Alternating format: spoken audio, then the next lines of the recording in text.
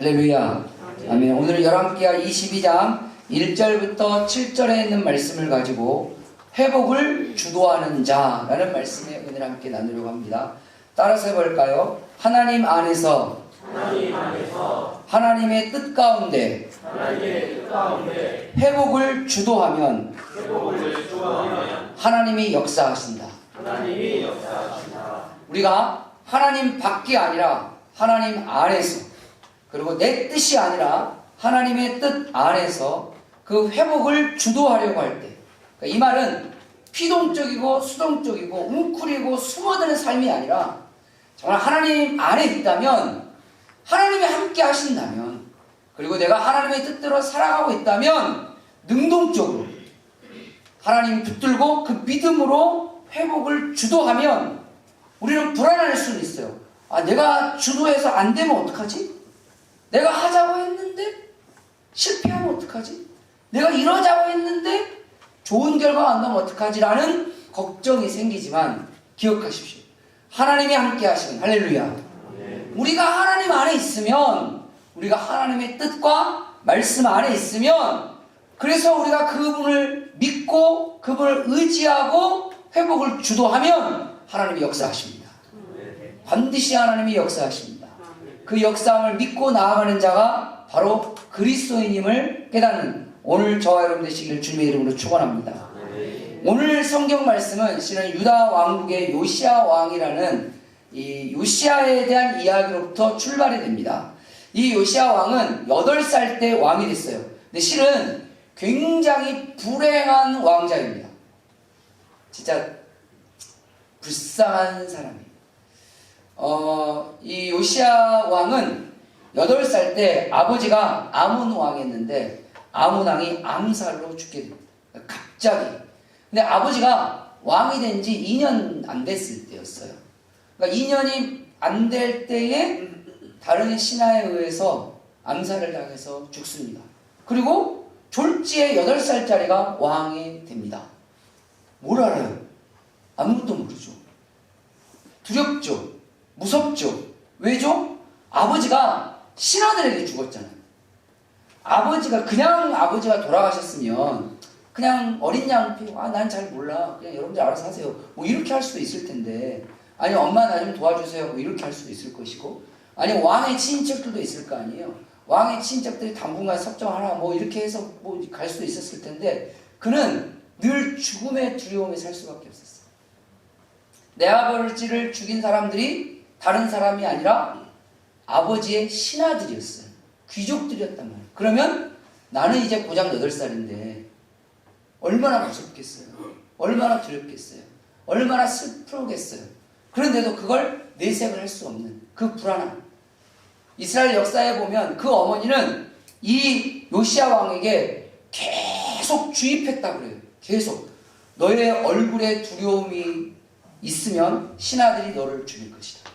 너의 얼굴에 슬픔이 가득 차면 신하들이 너를 외면할 것이다. 너는 그 자리에 앉아 있는데도 절대로 너의 얼굴에는 슬픔도 있어도 안 되고 두려움도 있어도 안 된다. 그래서 그 어머니가 이 요시야 왕이 얼마나 주지를 시켰으면, 이 요시야 왕이 한번 그 궁중회의에 갔다가 오면 본인이 뭐 할 수 있는 건 아무것도 없어요. 그냥 자리만 차지하고 앉아 있는 거예요. 나머지는 신하들이 알아서 다 하는 겁니다. 지금 상황이. 그러니까 그 자리에 앉아서 돌아오잖아요. 그럼 이스라엘 역사에 보면 뭐라고 되어 있냐면 온 옷이 땀으로 쩔어 있었다고 되어 있어요. 얼마나 두렵고 무서운데 이걸 참아야 되잖아요. 8살짜리가. 우리로 말하면 초등학교 1학년, 2학년 얘네들이 그러고 앉아 있는 거죠. 이 사람들은 앞에서 별소리를 다 합니다. 자기들끼리 뭐 이래야 합니다, 저래야 합니다 하는데 왕은 그냥 꼬다른 보리자루지만 그런 삶을 살았어야만 됐어요. 그가 실질적으로 통치할 때가 26세입니다. 그러니까 18년이라는 세월이 그렇게 갑니다.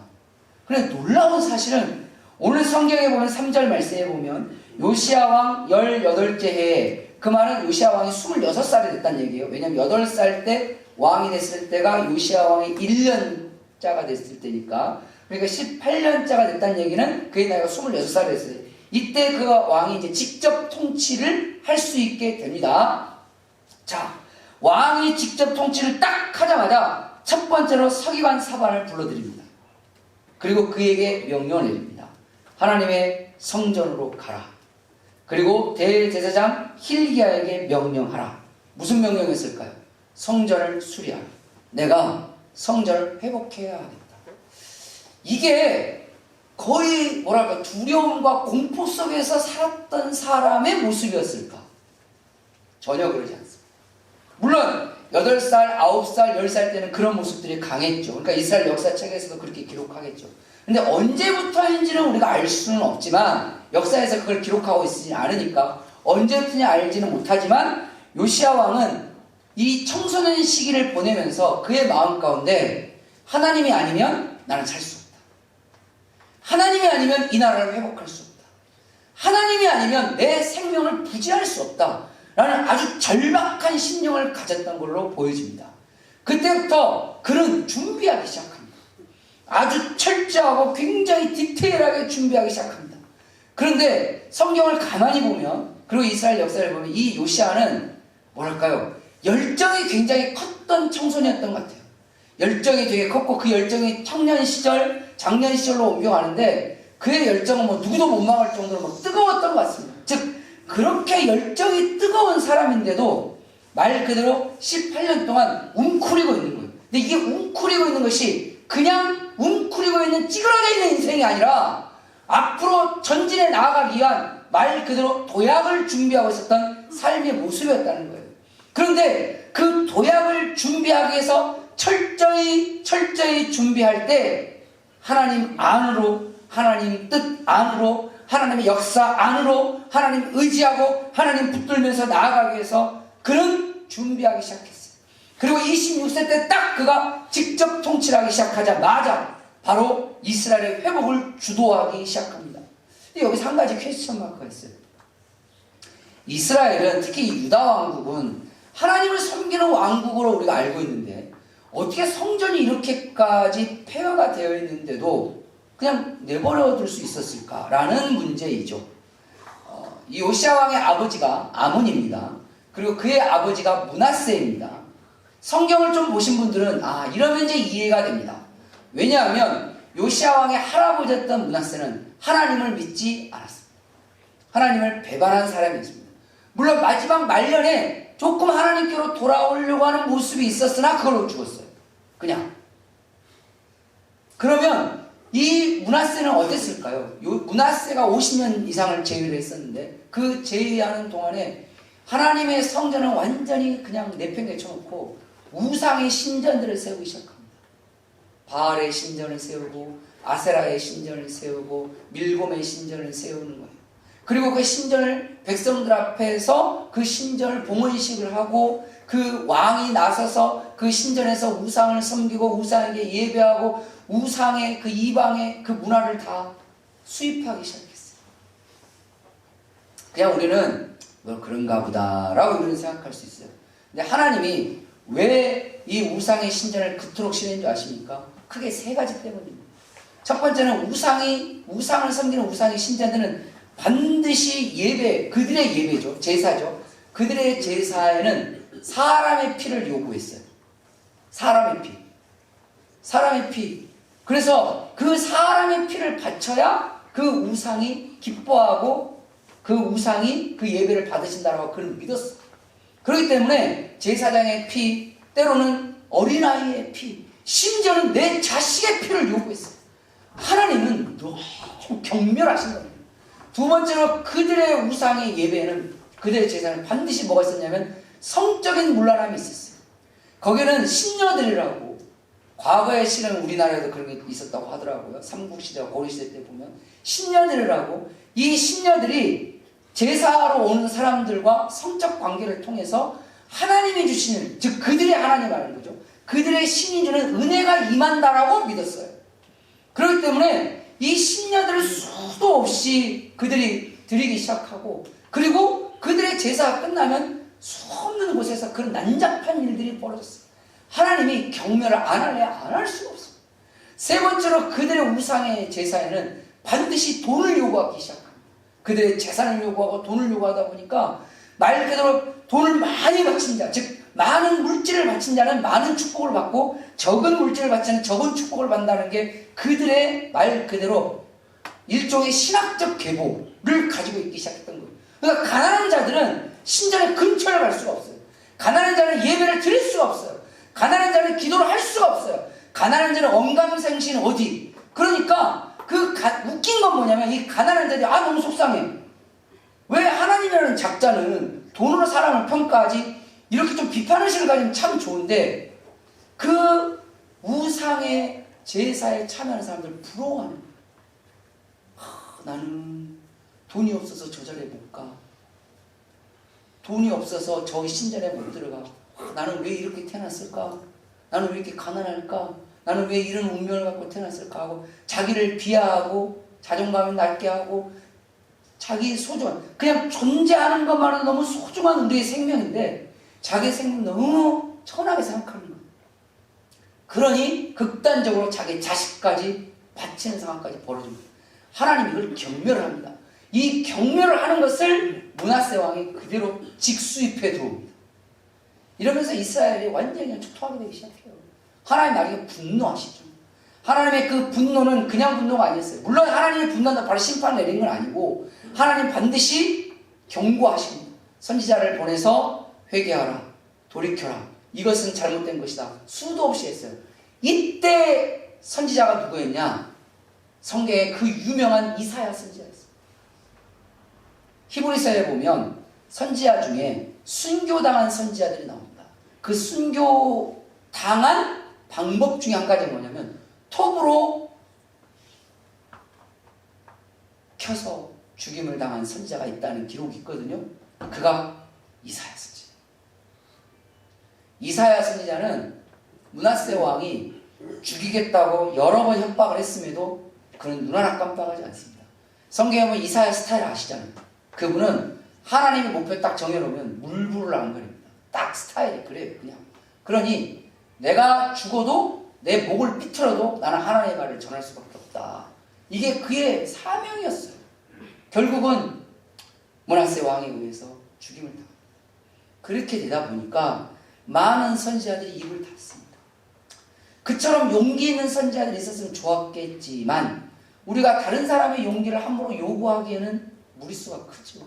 다른 사람에게 너는 착하게 살아라고 함부로 요구할 수 있는 권리는 우리에게는 없습니다. 실은 그가 사명 가지고 열심히 하겠다면야 우리를 박수 쳐주고 함께 해주겠지만 너는 그 죽음의 길을 선하고 의로운 길을 죽음의 길이라도 가라라고 강요할 수 있는 권리는 우리에게 있지는 않아요. 냉정히 따지면. 그 이후로 므낫세 왕 주변에는 옳은 말하는 사람이 다 없어져. 왜냐하면 이스라엘에 가면 이스라엘의 왕궁 앞이 육거리입니다. 6개의 도로로 되어 있어요. 실은 다윗 왕 때 그게 만들어진 거리인데 왜냐하면 다윗 왕 때 예루살렘이 온전하게 정비가 되거든요. 그 육거리 한복판에서 이사야 선지자를 그렇게 죽였어요. 많은 백성들을 다 모아놓고. 그리고 이스라엘은 아주 그렇게 타락해 갑니다. 그리고 그의 손주, 그러면 그 아버지였던 아몬은 어땠을까? 아몬은 여전히 그의 아버지였던 므낫세와 똑같이 합니다. 그리고 2년 돼서 암살돼서 죽습니다. 그래서 혹자는 이렇게 말하시는 분도 있어요. 그게 뭐 옳다 그러다 맞다 틀리다라고는 말할 수는 없지만 그게 해석입니다.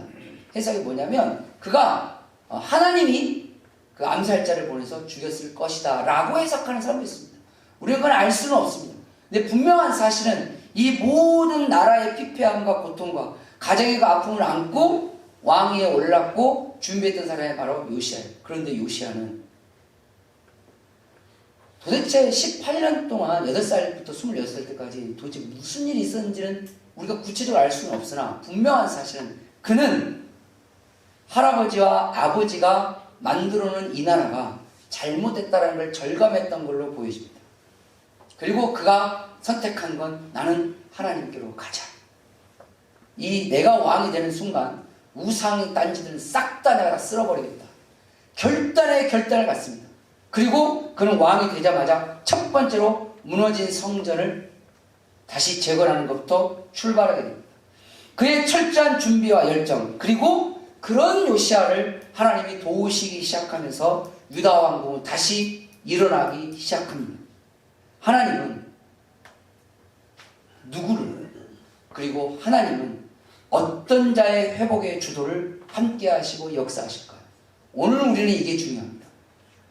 반드시 기억해야 될 건 뭐냐면 우리의 열정만으로 다 이룰 수 있는 게 아니에요.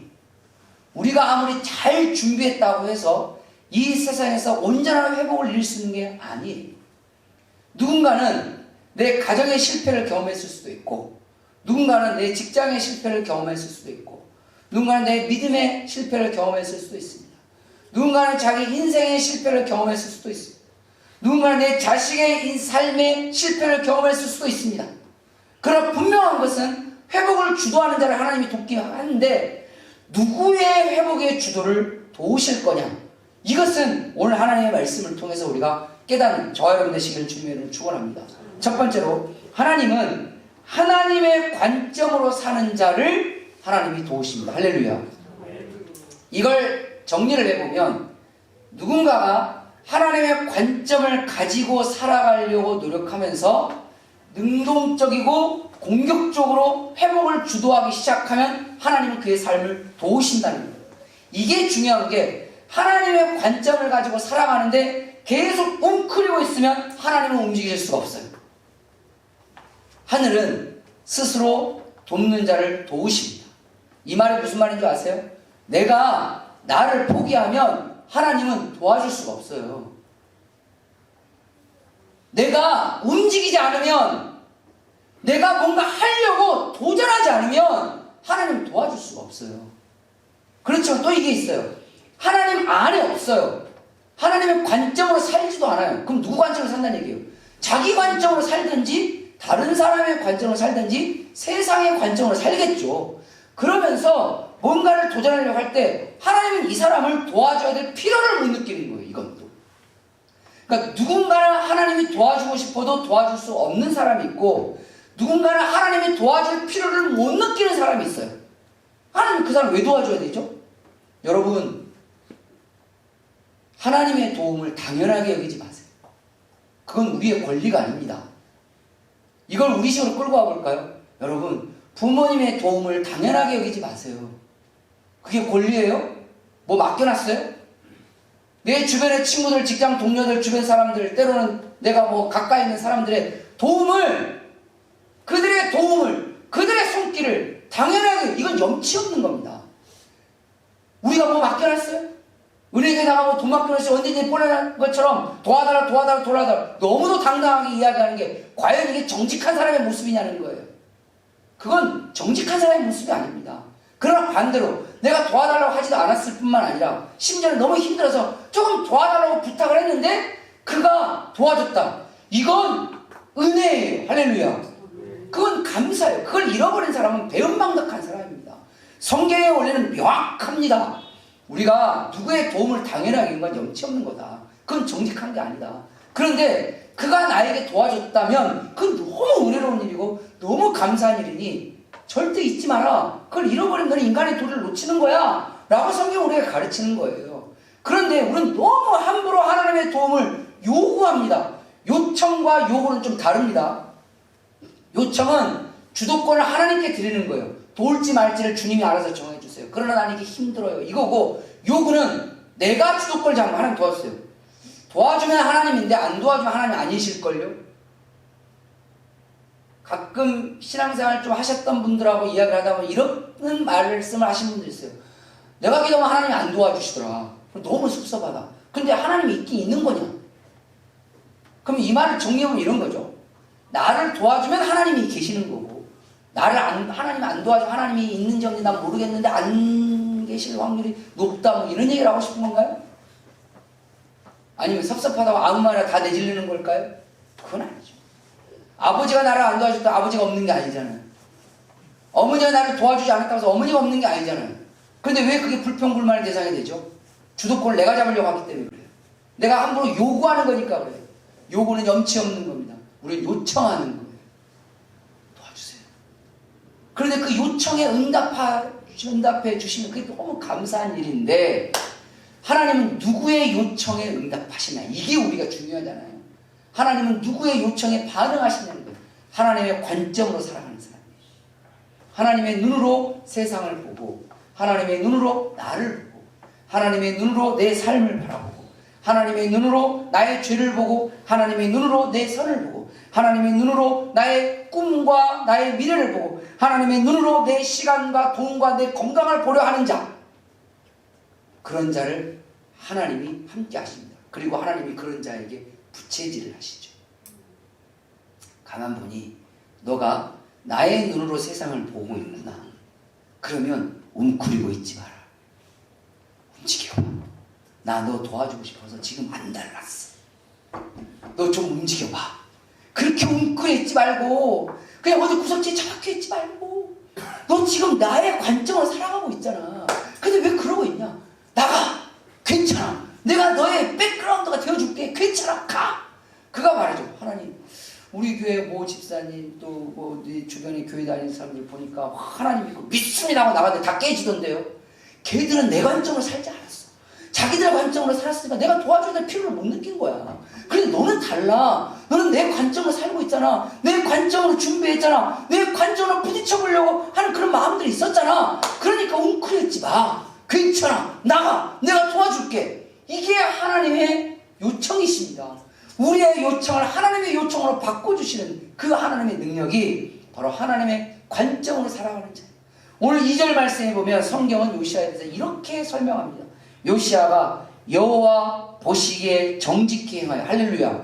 누구 보기에? 여호와. 내가 보기에가 아닙니다. 정우철 목사 보기에 그가 정직하고 올바르게 행한 게 아니라 하나님 보시기에요. 그러니까 즉 목사님의 관점도 중요한 게 아니에요.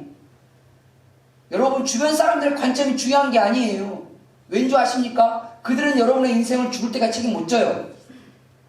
죽을 때까지도 책임을 못 지는 사람들인데 어떻게 여러분들의 영혼을 책임질 수 있어요? 하나님만이 우리를 영원히 책임질 수 있습니다. 그러니 그분의 관점으로 바라보는 거예요. 두 번째로 하나님께서 도우시는 회복을 주도하는 자가 어떤 사람일까요? 바로 신앙의 본을 온전히 따르는 자입니다. 신앙의 본을 온전히 따르는 자. 이게 참 너무 감사한 게 이건 뭐냐면 요시아에게는 신앙의 모델이 있었어요. 정말 좋은 모델이 있었던 거예요. 인생의 아주 좋은 모델. 물론 이때 당시에 살아있는 분은 아닙니다. 이미 진직이 돌아가셨죠. 누구냐? 그분이 바로 다윗이다. 다윗은 그의 선조이긴 했죠. 2절 말씀해 보니까 이어서 그럽니다. 그의 조상 다윗의 모든 길로 행하고. 할렐루야. 솔직히 성경은 예수님을 닮으라 라고 이렇게 돼 있어요. 맞죠? 우린 예수님 닮아가야 돼. 그게 너무 멀어요. 예수님 너무 완벽해요. 이게 완벽한 모델을 갖다 놓고 그거 닮아가라 그러면 부담 어마어마합니다. 실은. 그런데 또 다른 성경에 보면 그 예수님을 닮아가려 열심히 했던 바울, 베드로를 배우라 라는 게 있습니다. 우리에게는 그게 조금 더 가깝습니다.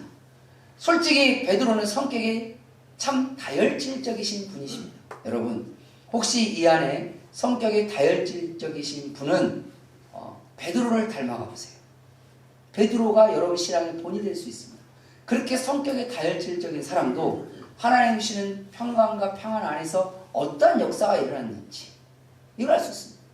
물불 안 가리는 성격을 가진 사람이 있어요. 이건 조금 다른 성격이에요. 뭐 하여간 딱 세우면 그냥 무조건 전진, 좌우를 볼 줄 몰라. 그냥 스트레이트로 가는 사람. 이런 사람은 바울의 삶을 한번 봐보세요. 바울이 나중에 어떻게 좌우를 살필 수 있는 눈으로 바뀌게 됐는지, 다른 사람까지도 이렇게 살펴주고 따뜻하게 품어줄 수 있는 인생으로 바뀌게 됐는지 바울을 보세요. 사람마다 성경에 보면 다양한 하나님의 사람들이 다양한 하나님의 역사를 통해서 마지막에는 정말 주님께서 원하시는 귀한 모습으로 변화된 것을 수도 없이 나옵니다. 그런 사람들 중에 하나만이라도 여러분들의 신앙의 본이 되시기를 주님의 이름으로 축원합니다. 그를 따라가 보는 거예요. 그가 이렇게 하나님 섬겼다면 그렇게 하나님 섬겨보고, 하나님을 저렇게 섬겼다면 저렇게 한번 섬겨보고, 그렇게 섬겼다면 그렇게 한번 섬겨보고, 그래서 닮아가고, 그러다 보면 그들이 닮아가려고 했던 그 예수님을 닮아가고 있는 내 자신을 보게 될 거라는 거예요. 즉 영적 모델이 필요합니다. 여기서 중요한 게 하나 있어요. 그건 뭐냐면 여러분들이 누군가에게 영적 모델이 되어주세요. 특별히 여러분 주변에 사랑하는 사람이 있으면 그 지극히 사랑하는 그 사람을 위해서라도 영적인 모델이 되어주세요. 무슨 일이 있을 때 불평불만 입에 달죠. 나중에 여러분들이 그토록 사랑했던 그들이 나중에 여러분들과 같이 그 일이 터지면 불평불만 어느 순간 그렇게 돼 있을 거예요. 이게 닮아가는 건 하루 이틀로 되는 게 아니거든요. 긴 시간 동안 이루어진 거예요. 그 말은 무슨 말인 줄 아세요? 쉽게는 안 고쳐질 거라는 거죠. 긴 시간을 고치고 또 고치고 또 고치고 또 고치고 또 고치고 그렇게. 제가 청소년 사역할 때 거기 그 아이들은 대체적으로 조금 문제가 있는 애들이 되게 많았어요. 뭐 다락원에서 굉장히 많은 건 맞아요. 근데 그 부모님들이 공통적으로 하는 말이 있어요. 얘는 왜 저럴까요? 이걸 100이면 100명 다 그걸 저한테 물어봐.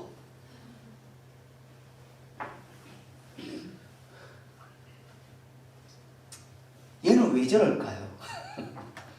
걔는 왜 그럴까요? 왜 그럴까요? 그 답은 어렵지 않아요.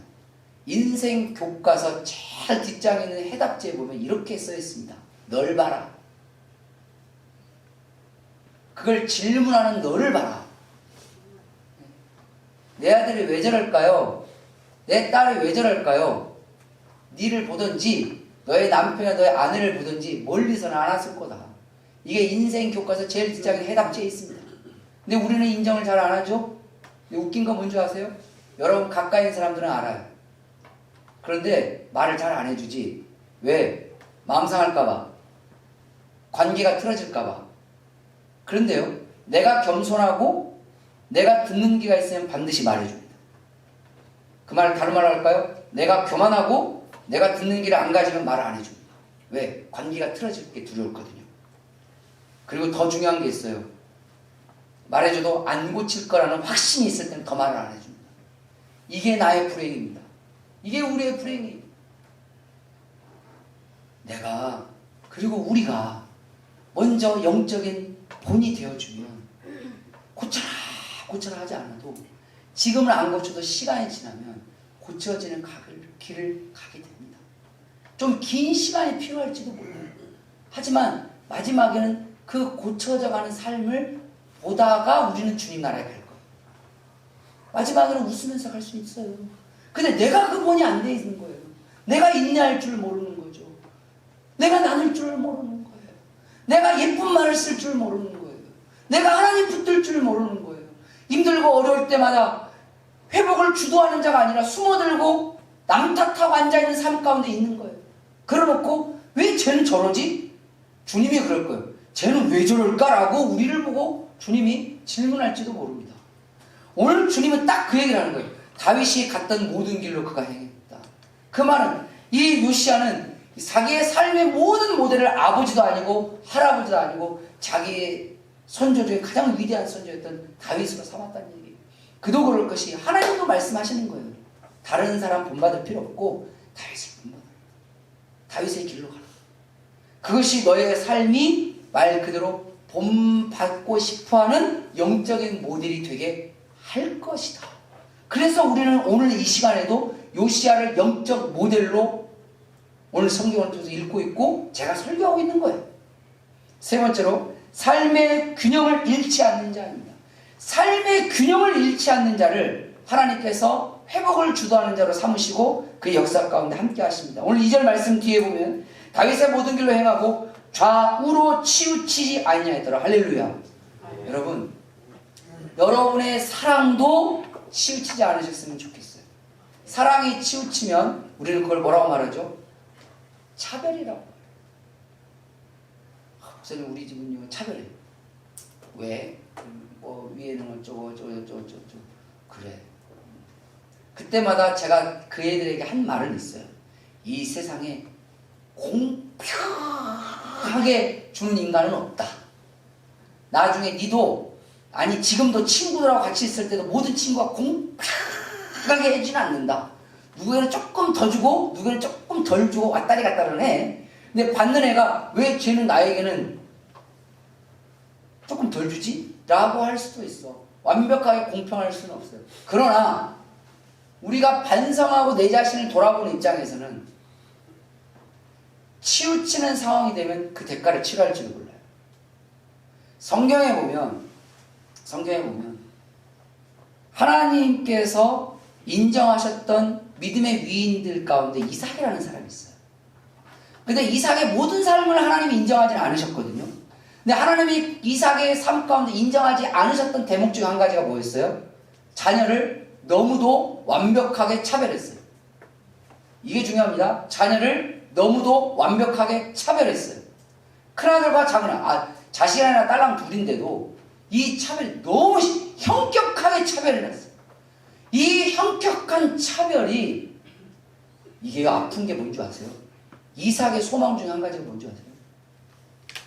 자녀들이 우애롭게 사는 거였어요. 허허.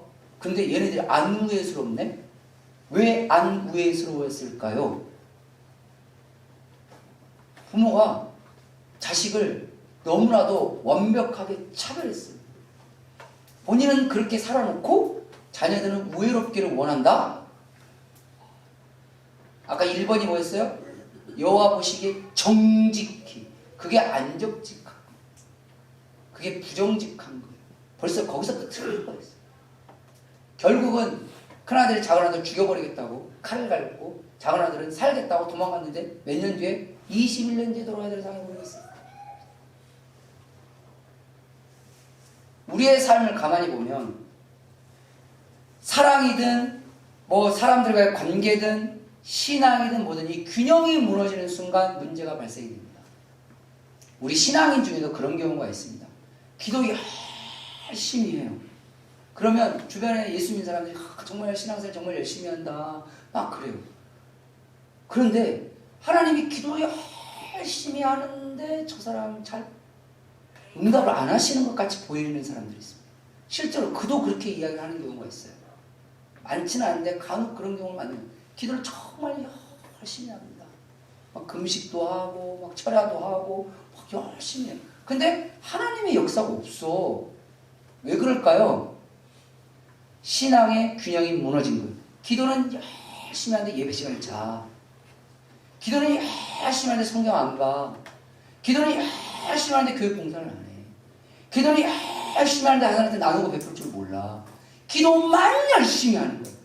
우리가 무서운 게 뭐냐면 뭐만이 가장 무서운 함정입니다. 이삭은 이렇게 처음에 살아가면서 이렇게 살았어요. 내가 자식을 얼마나 사랑했는데.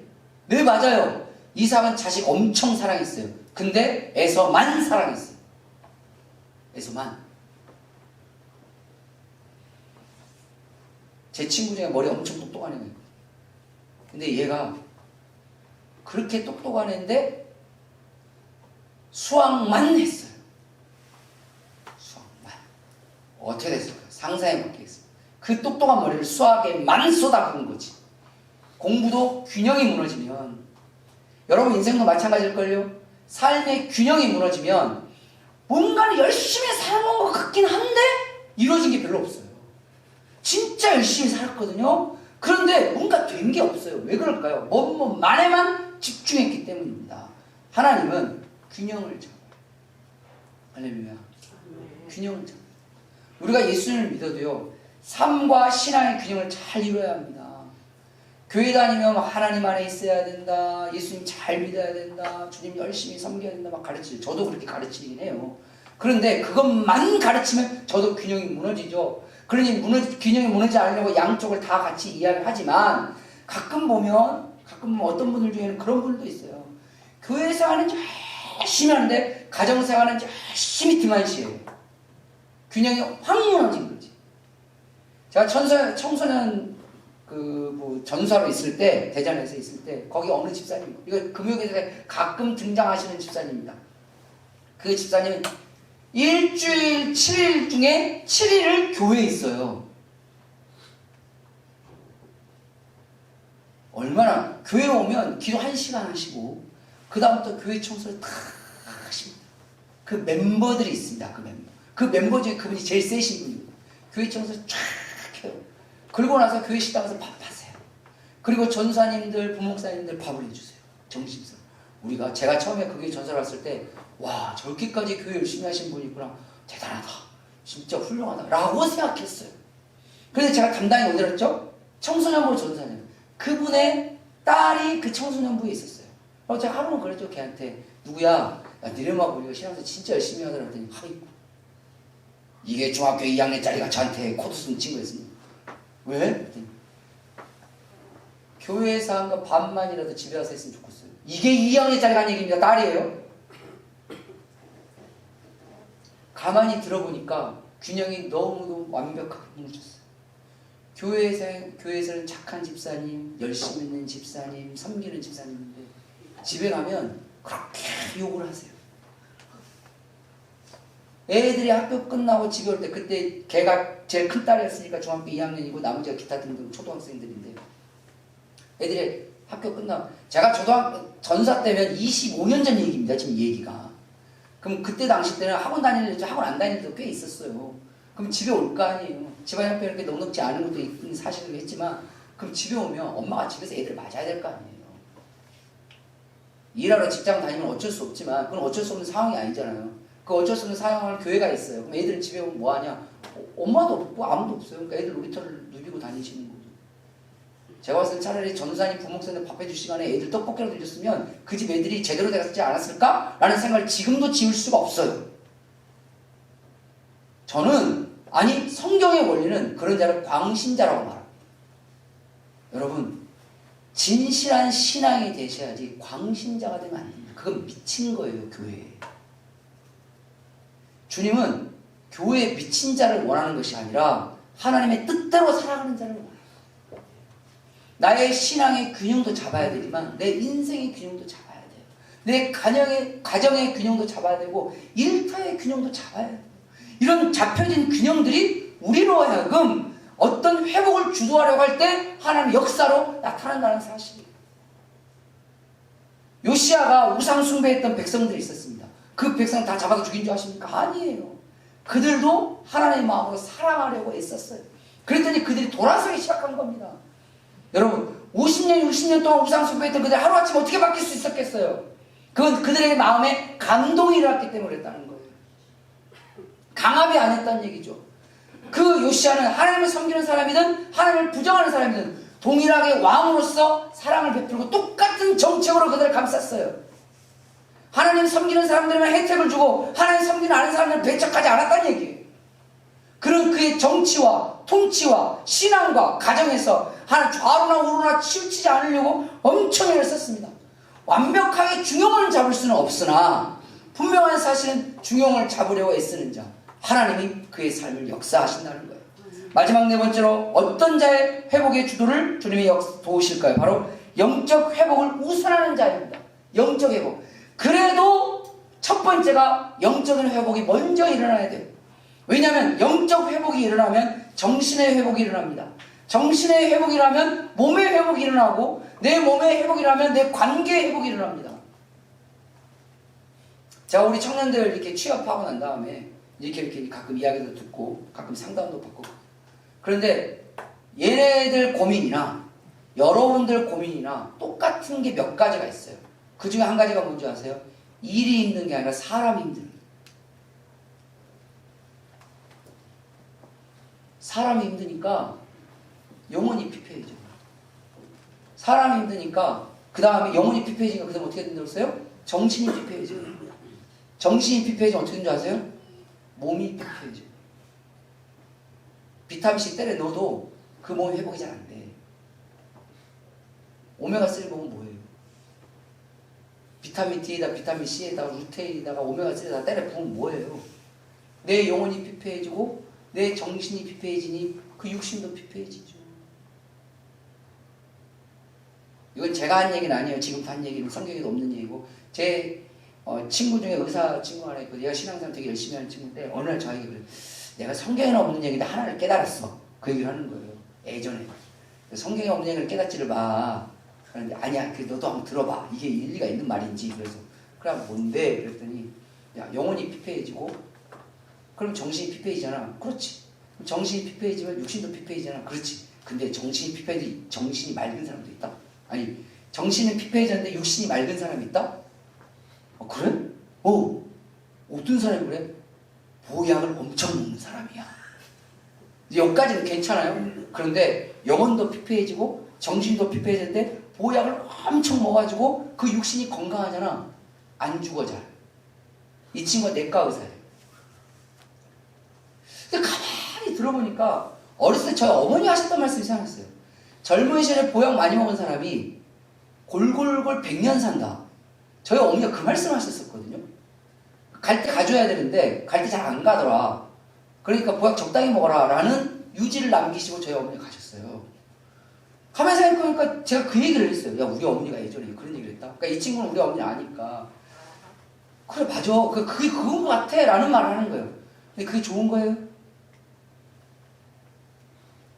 영혼이 건강하셔야 됩니다. 할렐루야. 영혼이 건강해지면 정신이 건강해져요. 정신이 건강하면 웬만한 갈등 상황도 뚫고 지나갑니다. 멘탈이 세져요. 안 무너져요.